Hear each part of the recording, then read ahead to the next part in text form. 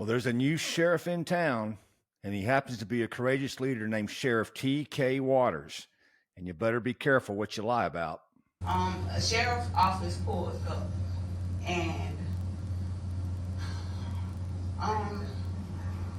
sorry.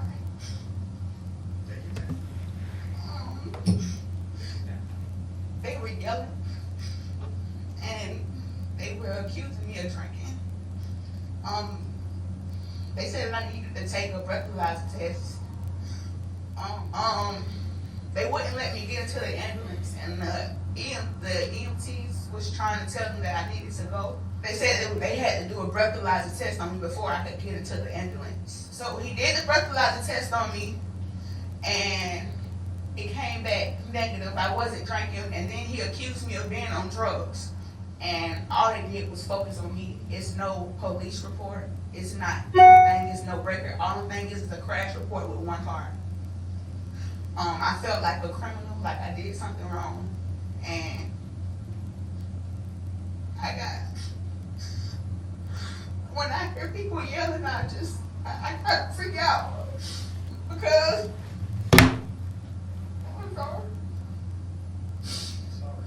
I never thought that I'd go through something like that.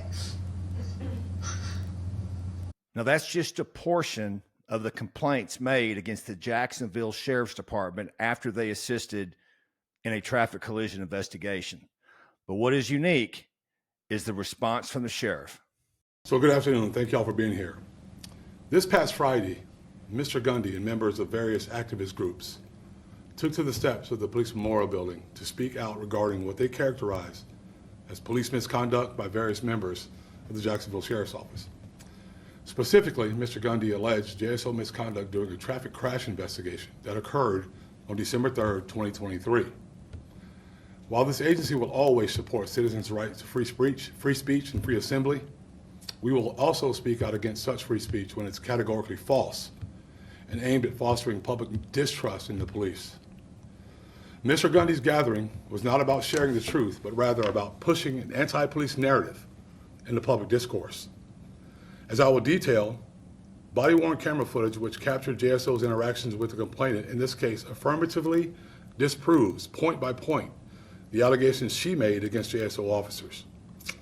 While I'll only be showing you excerpts of this body-worn camera footage for the sake of brevity, the full appropriately redacted body-worn camera footage is now available to the public and the media on JSO's transparency page. When Mr. Gundy called on the complainant to speak on Friday, she made several allegations against officers. First, she said that JSO officers yelled at her during the incident. As you will see, the JSO officers had limited contact and direct interaction with the complainant, as FHP was the investigating agency and paramedics were surrounding the complainant, who was seated inside her vehicle. Really, the only time a JSO officer spoke directly to the complainant was to encourage her to consent to transport by rescue to a local hospital for medical care. So this accusation of police misconduct is disproved by the body-worn camera footage. Second, the complainant also stated that JSO wrongly conducted a DUI investigation against her. Specifically, she said officers accused her of consuming alcohol and/or illegal narcotics and made her conduct a breath test on scene. This is categorically false. No truth to it. Neither JSO nor FHP conducted a DUI investigation against the complainant. FHP, as the investigating agency, drafted the Florida traffic crash report. Nowhere in that report does the trooper state that he observed any signs of impairment on the complainant's part. Moreover, JSO only conducts breath tests of adults in DUI investigations post-arrest and inside the Duval County Jail. Roadside breath tests are only conducted when a juvenile or a commercial driver is suspected of drinking and driving. Upon full review of the body-worn camera footage, you'll see that no JSO officer requested or completed a breath test of the complainant. As such, the body-worn camera footage affirmatively disproves this allegation of police misconduct. Third, the complainant stated that her mother was refused access to her on the scene. As you'll see, the complainant's mother drove into the immediate area of the traffic crash investigation scene. She was permitted on scene and to speak with the complainant. In fact, One of the JSO officers on scene asked the complainant's mother to encourage the complainant to consent to hospital transport. As such, the body-worn camera footage affirmatively disproves this allegation of police misconduct. The complainant alleges that JSO failed to adequately investigate her traffic crash, specifically alleging that JSO did not get the driver's information of the other vehicle involved, nor did JSO write a report about the incident. As stated earlier, FHP was the law enforcement agency in charge with investigating this crash. As such, FHP, not JSO, drafted the Florida traffic crash report. There was not another vehicle on scene that was involved in the crash. As such, FHP, not JSO, characterized this as a single car crash. You will see in the body-worn camera footage that the complainant's vehicle is the only vehicle involved in the crash on the scene. As such, the body-worn camera footage affirmatively disproves the complainant's allegations of misconduct. Finally, the complainant made various allegations that she was treated poorly, like a criminal by JSO. I strongly urge members of the public and the media to review the full, appropriately redacted body-worn camera footage that is on the transparency page. You'll see the officers' demeanor throughout their interactions with the complainant and civilians. They are mannerly and respectful in both tone and language. They do their jobs professionally and capably. Yet again, the body-worn camera footage affirmatively disproves this allegation of officer misconduct. Now, you may be asking yourself, why is this a big deal?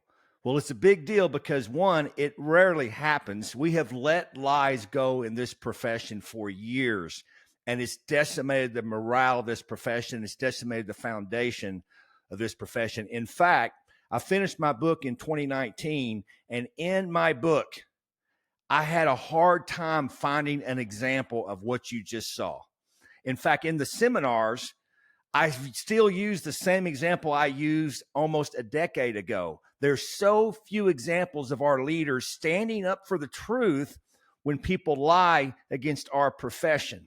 It shouldn't be hard to do to tell the truth. That's why with Courageous Police Leadership, one of our founding principles is communicate to eliminate misunderstanding. The reason that's an important principle is look at the damage done to law enforcement because we've let lies go. And so this is important. And it's not a real serious allegation, obviously use of force and a bunch of other things we can think of the serious allegations. But why is it important we address this? Because once we address all of them, then we'll be able to cut to what really we should be paying attention to and what we should not be paying attention to.